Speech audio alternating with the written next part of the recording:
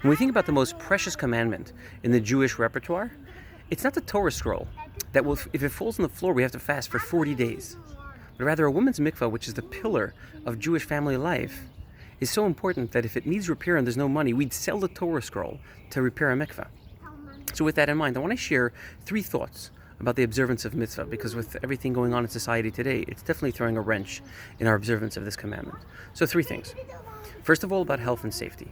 When we talk about health and safety, it's not a struggle between that and observing Torah commandments. We don't say, well, listen to a doctor, and that's more important than the commandment. No, there's an overall mandate over the entire Torah that it has to be done with health and safety in mind. So the same way you check and measure a matzah to see if you'll observe the mitzvah of matzah, and you check a mikvah to see if it's even kosher, the way you decide whether any mitzvah could be observed is if you first check with a doctor if it's okay.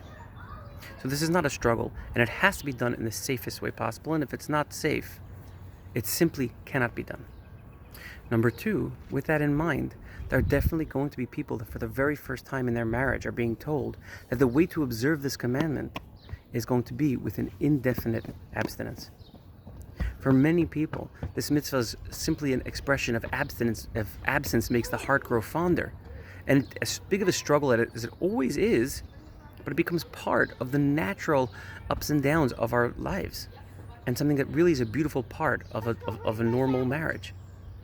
But now, when people for the first time are being told, I have no idea what the answer is going to be and when it's going to come, this is a tremendous struggle. So I want to say this one thing, and it's something that I can only share.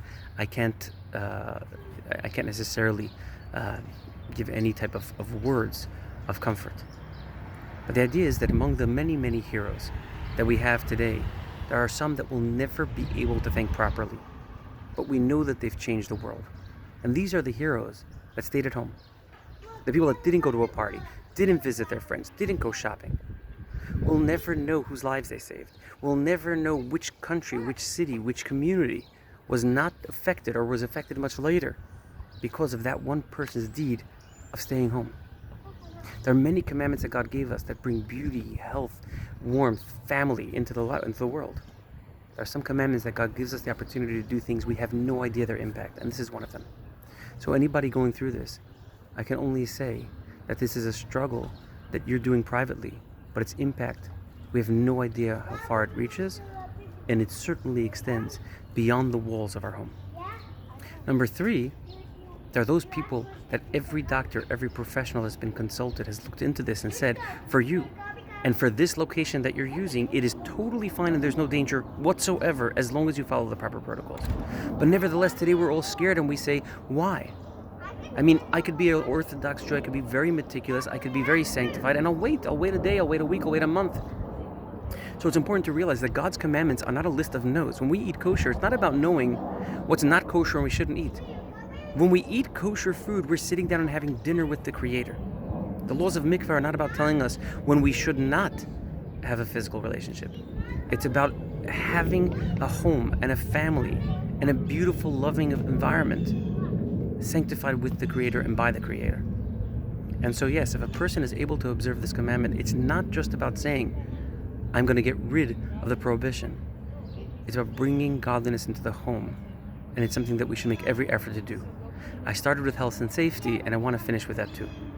It's very natural, a person growing up, always meticulous about a religious observance, to think to themselves that when you have such an important commandment and a safety issue that's coming to get in the way, then maybe we should cut a few corners with health and safety, and nothing could be farther from the truth.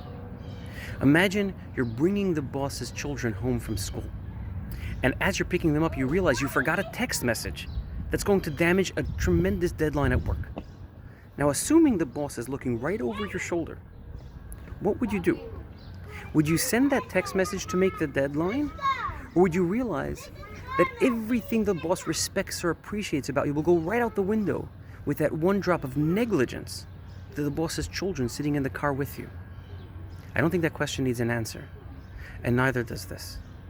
Every commandment that we do has to have the Creator's greatest love, the Creator's precious children, which is us, in mind. Have a good one.